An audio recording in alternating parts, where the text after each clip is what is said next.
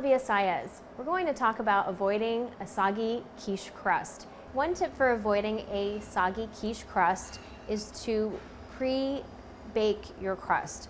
And to begin and prepare that, you'll need to take a fork and prick some holes